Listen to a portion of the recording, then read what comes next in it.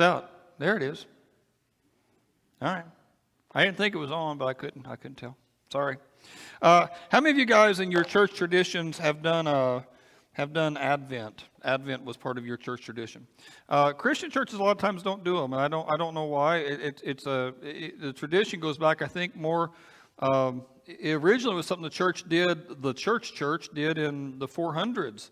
I mean, when it was all one church, they did it, and it continued pretty unchanged for a long time. The word Advent comes from Adventus in Latin, and Adventus is the Latin translation of the Greek word Parousia, which means the coming. And when it first started, the Parousia typically refers to the second coming, to when Jesus is going to come again. And that's what I talked about in the song earlier, the idea that in robes of white, and he's going to tear the sky apart, and he'll just be there, and this world will end, and he'll usher us into the next one. And it's one of those things, like I said, I don't think about it as much as I should, and maybe the church as a group realized that could be a problem. And so in the early parts of the church, they took a whole month just to celebrate Advent, when he was going to come again. By the Middle Ages, it kind of shifted. It went from being about his second coming to being about Christmas. And usually those two things tied together. We remember when he comes at Christmas and how faithful he was there, that he's also going to come again one day. And because we know he came the first time, we can have some great confidence he's going to come a second time. There was a Lutheran priest in 1835, if memory serves. I looked it up earlier, but 1835. And he's the first guy we believe to do the candles. He took a wagon wheel, and he put 24 red candles, and then the Sundays he put great big white candles. And so he would light a candle every day, and then on the Sundays would light the bigger candles to represent that, and then one candle in the middle of the wheel for Christmas. When it finally came Christmas Day, they'd light that candle. It eventually became a wreath, and the little candles went away, and just the Sunday candles pretty much have stayed today. If you do the tradition today, it's almost always 4 candles around a wreath. Sometimes there's a candle in the middle too, and they'll light one every Sunday heading up to Christmas. And often, there can be some variation about this, but often the 4 Sundays are about hope and joy and peace and love. Sometimes it's hope and preparation, where you're thinking again about the second coming and peace and love. But those are the most normal ones, but there's probably other traditions that do something there. And so I thought this year at Christmas we would look at those 4 things: hope and joy is what I'm going to choose, and peace and love, and think about how he came that first time and how we can hang on that he's going to come again. Now Bonhoeffer, who was a priest in World War II, was killed eventually by the Nazis because of his opposition to Hitler, and he was implicated as part of a plot to assassinate Hitler, actually, and died in a concentration camp. But he says the celebration of Advent is possible only to those who are troubled in soul, who know themselves to be poor and imperfect, who look forward to something greater to come. Now, this was compelling. That the more comfortable you are, the more wealthy you are, the more at ease you are, the less that this all means. And both senses of Advent, certainly Christmas, but not just Christmas, but that hunger for Jesus to come back, that hunger that one day he's going to return, and how great that'll be. If you're pretty comfortable right now, you don't really hunger for that. Bonhoeffer, who's writing in the middle of World War II and has lost everything to that war and to the oppression that a lot of Christians went through during that, says when you're poor in spirit, you are hungry for that. You're hungry for that next thing. You know that you don't have it all together. And it's kind of convicting to me. You know, maybe because I'm more comfortable in this world, I don't think about these things as much maybe as I could or as I should. It kind of knocked me backwards there. When Jesus came the first time, of course, the world was very hungry for a Messiah. I don't know if you know your history on that, but that part of the world, Israel, had been conquered.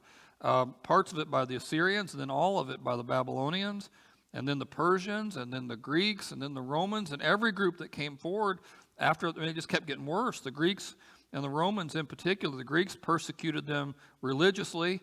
It was a super oppressive regime. The Romans came in and didn't really mess with their religion, but taxed them terribly. And the Jews, by the time Jesus came, were hungry for a Messiah. I mean, it was all the Jews could talk about. And because they talked about it so often, we read in other histories of that time. There was a Roman historian, Suetonius. I wrote part of this quote down. I was afraid I'd forget. He said, "Destiny has decreed that a man from Judea will unite the world." And Tacitus, who was a Roman historian, also talks about the Jewish thought that one day a Messiah would come. Josephus talks about it. And none of those guys, even Josephus, really believed in it, that would happen, but it was such a widespread thing. All the Jews would talk about is one day the Messiah is going to come. He's going to change everything. He'll be a prophet like Moses. He'll be a king like David, and he's going to redeem us. And they thought it would mean the end of Roman occupation. And that really wasn't Jesus' big agenda. His big agenda was to get rid of the occupation that sin has upon us, the control that the devil has upon us. He was thinking a little bigger than just the Roman occupation. But that hunger that we were going to one day be changed, the Messiah was going to come. There's a psalm, "Why so downcast, O my soul," is the King James Version, but in NIV, "Why, my soul, are you downcast? Why are you disturbed within me? Put your hope in God." Put your hope in God. And I'm going to praise him. And again, in the context of this little psalm here, he is downcast. He is discouraged and disturbed, but he's choosing to put his hope in God. He's choosing to put his trust in God. He's made a decision that whatever else happens, I'm doing this today. I mean, life may be hard and life may be complicated, but this is what I choose. This is what I believe. This is where I'm going. And that's what hope's all about, right? And the Jews of Jesus' time didn't think it was a silly hope. I mean, they had all the evidence of the Old Testament. And the church didn't think it was a silly hope. They knew that Jesus came the first time, and they believed strongly that he would come the second time. In fact, I got another verse. Hebrews says it's like an anchor. But we know he's going to come. We know he's going to come. We know he's going to do great things. Now, the ancient world didn't have as high an estimation of hope. Normally, when the ancient world talked about hope, it was in like a fool's hope. When that word was used, they kind of saw it as delusional. There's a movie that I can't recommend, and none of you have seen it, called Dumb and Dumber. But in the movie, there's a delusional sense there, where the hero, Lloyd Christmas, he's chasing after a woman the whole movie. And at the end of it, he finally has revealed to her kind of his feelings. And he says to her, "Do you think there's any chance that a woman like you could be with a guy like me?" And she says, "No, not very good, not a very good chance." And he says, "So like a 1 in 100?" And she says, "More like 1 in a million." And he says, "Oh, I get you. You're saying there is a chance, right?" If you've never seen the movie, that's what he does. And that's kind of how the ancient world saw hope. It's delusional. It's not real. I mean, you're holding on to something, but it's not going to happen. I mean, not really. Even the way we use it in English, the word hope normally has that sense that I want this to happen, but it probably won't, right? Like, I hope I get this present or that present at Christmas. I hope I get it. And maybe you say it a lot in front of the people you hope will buy it for you. Boy, I hope I get that. Boy, I'm hoping for that. But by saying it over and over again, you're kind of not sure you're going to. In fact, you think there's a good chance you won't. You might say, "I hope we can all get together at Christmas. I know this COVID stuff is tough. I just hope we can get together." But when you say it, you're saying it, even in English, that there's a sense that I don't know that we will be able to. And in fact, it's looking kind of doubtful. A lot of times when we say the word hope, it doesn't have the same surety like this verse behind me does. I mean, it's an anchor for my soul. I'm confident that God's going to come through and that God's going to do what God says he'll do. I mean, when the writers of the Bible used that word hope, it had that sense. I'm absolutely convinced that God's going to come through. And it's hard sometimes to kind of take that sense of it today. There's a verse in Timothy, and it's kind of an apropos verse this time of year. He says, "Command those who are rich in this present world not to be arrogant, or to put their hope in wealth, which is so uncertain, but to put your hope, he says, in God, who richly provides us with everything for our enjoyment. So he's contrasting something here.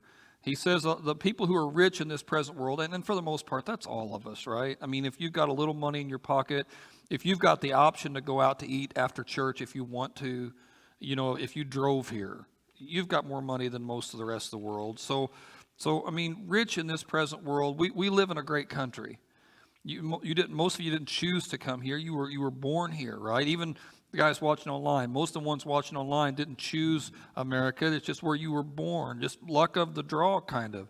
And you had all these things given to you, and have a life that is so privileged compared to the rest of the world. It's hard to even appreciate it, honestly, if you live here. And so we are rich in this present world. And he says, command those, Paul's talking to Timothy, command those like us not to put your hope in wealth. It can make you arrogant, is what it can do. And again, you think about stories where the guy was all puffed up with pride and then gets knocked down at the end because he's too self-confident. Barney Fife, right? I mean, he's so self-confident, Clark Griswold, and then all of a sudden everything gets knocked out from underneath of him and he's knocked back down.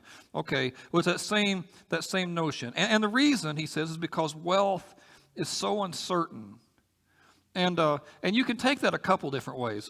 First of all, just money in and of itself has an uncertainty to it. You can invest in stocks or somebody can tell you, here's a sure thing, but there are no sure things, right? And you may invest in it and it may go way up in value or it may go down in value and you don't know for sure. It's not like going to Las Vegas. It's not that kind of gambling, but it's not guaranteed.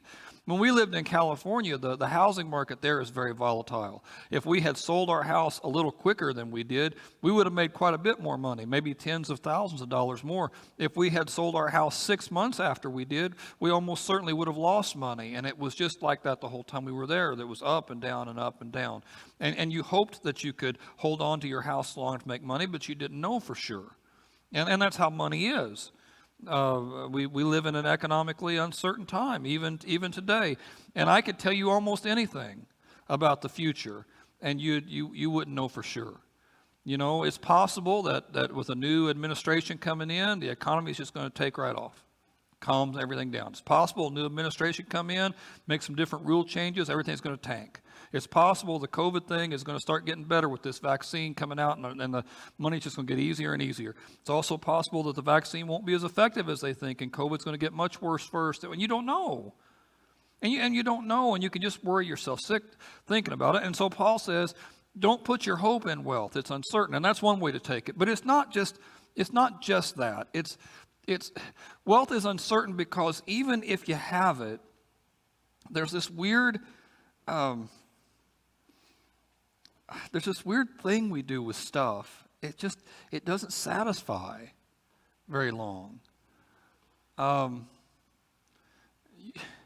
don't know how to explain it exactly, and maybe I'm talking about myself here and not you. Maybe you don't deal with this, but I think it's universal. I mean, you can buy a new car, and as you're driving away from the showroom, and everybody's talking about how great it is, you're just finding little things as you're driving away that you don't like. You still got 60 months of payments to make, and you're already finding little things that you wish were different. It's buying a house, and it can be a great house. It can be a great house, but now it's too small, or it's too old, or it's too dated, or it's too whatever, and you just or it can all be fine, but you're feeling dark. I mean, you've got everything in the world going right. You're sitting on your chair at home, and the tree is up, and there's presents, and you've got pictures on the wall of family who loves you, and you just feel as empty as you can feel. And there's just no reason for it. But it's there. There's just something about money and stuff and position. And what's deceiving about it is if you have money and stuff and position, when you pull up, people around you are going to think, man, that's a guy. That's a lady who's got it together. I mean, if you drive in a nice car and you're dressed really nice and you can pay for dinner for everybody and it's easy for you to bring money out and you take the best vacations, people will look at you and say, that family. I want to be like them when I grow up. But you can have all those things and be empty. Now you're presenting something to people that they say that, it's an image, but it's not you. There's something missing that money itself doesn't take care of. It happens in our relationships. A couple gets married and they're up on the stage and the bride is perfect and the groom is perfect, and within just a few weeks and months, they're getting on each other's nerves. And it seems like it's a universal thing that we do. We just aren't ever totally satisfied with the stuff that's around us. And so Paul says, command those who are rich in this present world not to be arrogant and put their hope in wealth because it's uncertain. He says, instead, put your hope in God. He richly provides everything for our enjoyment. When you realize who you are, that you're just dust and ashes, and that God in heaven has chosen you, that He's elevated you. He's made you an adopted son or daughter of His, that one day when this world is over, He's going to take you to that one. And you're going to be reborn. I mean, this whole world is going to pass away like a dream, and you're going to stand with Him permanent and forever. And all the different things that we could lose and was so uncertain here is rock solid there, and that's what you were made for. And when you realize that, and you realize what God has done for you, when you realize the price that God has paid for you, I mean, it gives you great confidence. And again, some people will be blessed to be rich in this present world and have that too. They're not mutually exclusive. They're not.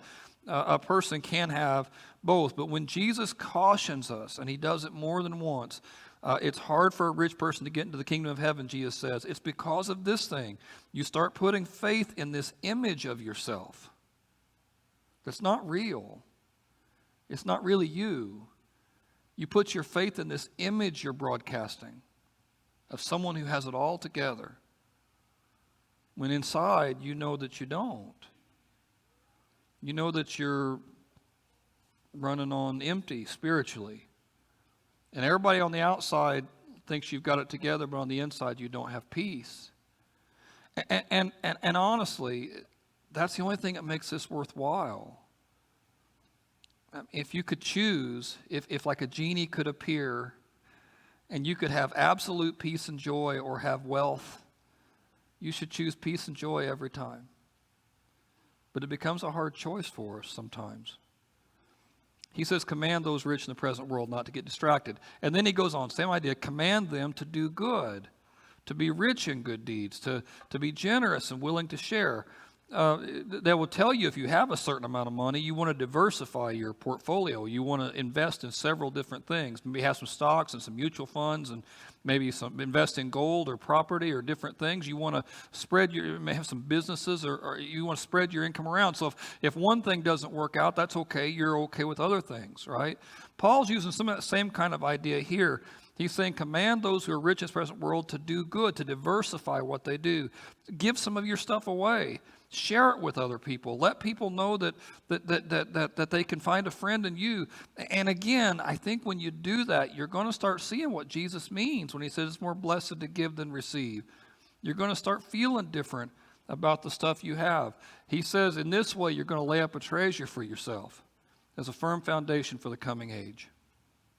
I told you earlier during this worship service, I don't always think about the coming age. I don't. I'm so busy about whatever I'm into now, or just being distracted now, watching television or getting some silly hobby. And I don't think about what's coming up, the coming age. Now, if I go to a funeral, especially someone who's really close to me, I think a lot about heaven then. And if it's somebody really, really, really close to me, I think about it occasionally with that person in mind. One day I'm going to get to see them again, and I do think about it really hard then. But day to day, I find it's easy to distract myself. And Paul's encouraging us not to do that here. The money we have, the stuff we have, the things we have, they just last for a moment. And it's okay to enjoy them while you have them. That's a great thing. Good to take vacation, good to have a good car, good to do all that stuff. None of that's wrong. But you can't put your hope there. You can't put your hope in your image. You can't put your hope in how you're broadcasting. Better to give it all away than to do that.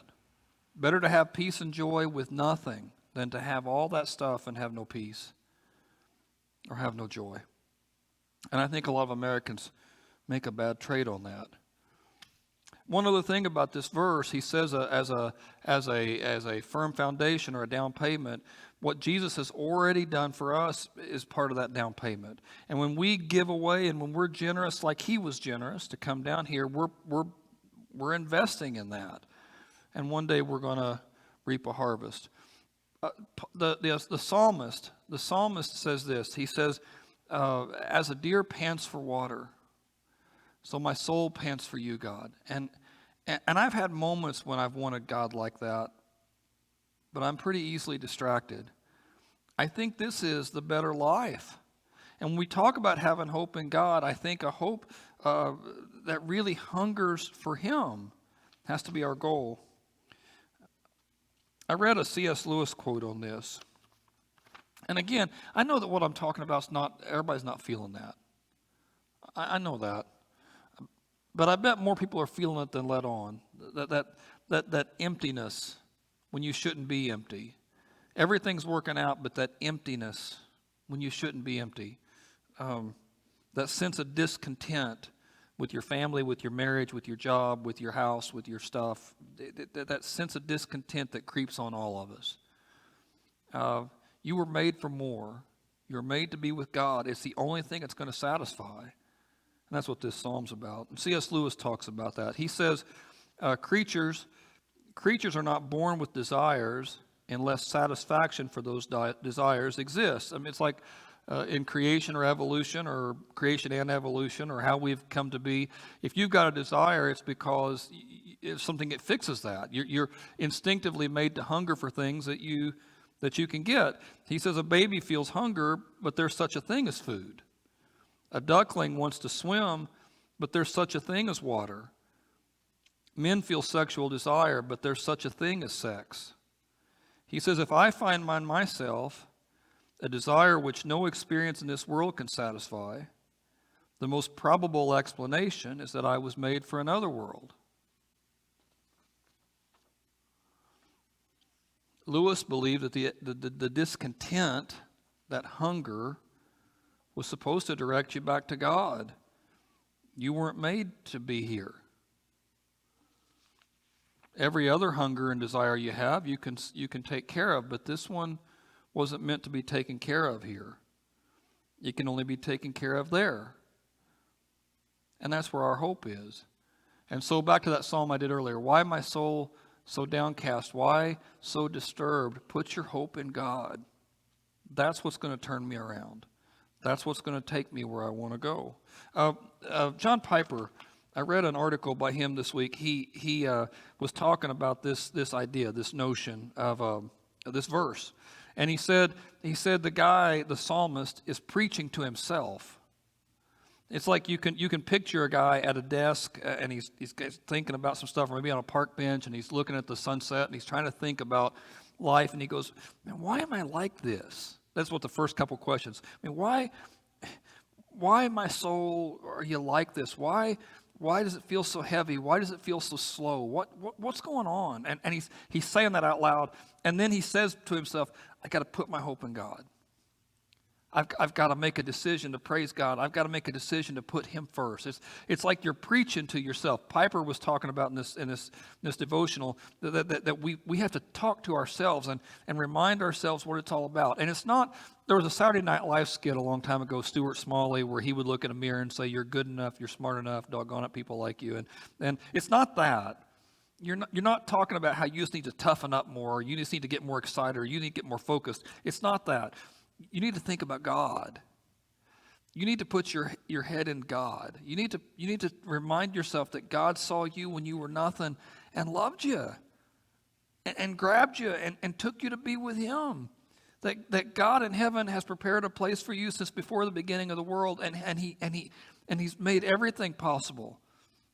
He's paid for all your sin with his very own blood. We're going to talk about in communion in a little bit about how he's opened up all the doors. He paid for everything.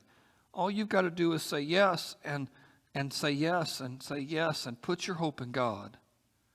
It's only there that you're going to find the satisfaction that's eluding you. It's only then that you'll be able to forgive easily and try again. It's only then that you'll be able to deal with some of the temptation that always knocks you down. It's only then that you'll change. So my first thing, first into the sermon thing is that if you've not done that, if you've not put your hope in God, then, man, today's the day. And if you have tried at different times to put your hope in God, but for whatever reason have gotten distracted away from that, man, today's the day. And you need to preach to yourself a little bit. Maybe you take a walk this afternoon and just preach to yourself a little bit. Man, this is what I want. Man, this is what I want. This is where I want to be. This is what I want to do. And remind yourself why you got into this thing. Remind yourself where you're headed. And you'll find strength there. And it won't come from you. It'll come from Him. That's the first thing. But the second thing is this season of life, I want you to make a difference to others too. There's an author named Nicholas Christakis, and he wrote about something he called social stampedes. And the notion of this, in terms of like sociologically studying people, is that I'm influenced out even 3 and 4 levels out. So it's not just like I can be friends with Brian, and Brian's friends with Chris, and Chris is friends with Jeff, and how Jeff acts, Chris sees that, and it changes Chris a little bit, and Brian sees that, and it changes him a little bit, and I can be influenced by my friend of my friend of my friend, even though I don't know that person. They've done studies. If the friend of my friend of my friend is on a diet, I'm more likely to eat better. I mean, the numbers are small, but it's significantly, you can prove it. I'm more likely, if my friend of my friend of my friend studies hard, I'm more likely to be more studious. I'm more likely to mow my yard more carefully if my friend of my friend of my friend mows theirs more carefully. You can measure these things. Now, you can see it like in a school where you stuff all these kids together in one building, and it's like a sociological experiment. You can see how one kid influences everybody. You can see one kid change a whole classroom. There's 30 people in the classroom. One kid, if they're there or absent that day, changes how the whole room works. You can see it there. Sometimes with adults, it's harder to see. But the same principles work. Your influence, your bright light, changes more than just you. And it changes more than just what you see. If you make a decision to really hope in God, it has a way of bleeding into the community much more than you think. And judging how most communities go, we're not bleeding into them enough. So I want you to think about that. I want you to think about how you shine and how you take your... yesterday, my son got real busy with a couple of things, and because he was busy and Lexi was also busy, they called me to see if I could watch the kid, and I love that. Yeah, great. Let's do that. So I'm holding Elliot there. It improves my mood completely. Hopefully the sermon has been better today because I held Elliot last night. Now the person who asked Mark to help had no idea that Mark was going to ask me, but that's how that works. One person does something, it affects somebody else, and affects somebody else, and before you know it, on a more spiritual sense, John Piper several years ago wrote an article about how we can hope in God, and he wasn't thinking about me at all. As far as I know, John Piper doesn't even know who I am. But he wrote this article, and then I found it this week studying this thing, and I was able to read what he put out there, and then hopefully I'm able to translate some of that to you. And who knows who you'll take it to, right? It just comes from one idle conversation, but it's a conversation heading in the right direction. And we have a way of affecting things. You know, I talked to several people this morning about whether your tree's up and whether your Christmas trees are up. And some people say, no, they're not doing it. The house I grew up in, about December 15th, we would go cut a cedar tree down, and that was our Christmas. And we wouldn't do anything till about December 15th. The house I live in now, it's already up. Right? And it's shining there in the window. I was talking to different people. Some people this morning I've talked to, their tree has been up for 2 or 3 weeks already. As soon as the 1st of November comes, that tree gets up. I have talked to one person this morning who has 11 Christmas trees up in their house. 11 is the winner so far. Anybody beat 11? 11 is the winner so far. If there's more online that did more than 11, let me know. It's more of a curious thing to me now. And when you drive by people's houses who have their trees up and their lights out and everything else, it kind of brightens your mood. Just seeing their lights out kind of brightens your mood. We have such an ability, without even trying that hard, to shine. So I want you to think on that thing. First, put your hope in God. You do it. Preach to yourself. Make a decision that you're going to remember that Christ is coming for you, and you know it because he came for you before. You know it because he's already proven what he said. You don't believe something it's a pipe dream or mythology. You believe it because there's evidence of it. And shine. Make some difference to people. I mean, over the next couple of weeks and months, there's going to be people who are really upset and desperate because of this season, and you can shine for them and help them see things a little different. Let me pray for you. Dear Lord God, I thank you for this group. And